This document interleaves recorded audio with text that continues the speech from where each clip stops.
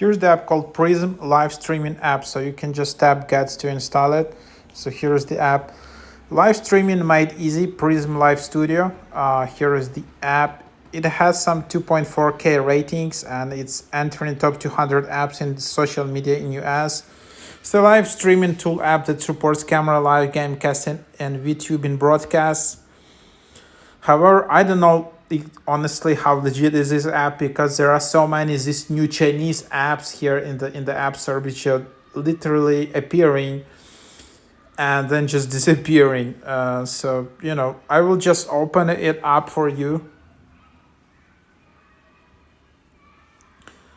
And then you can just create your account.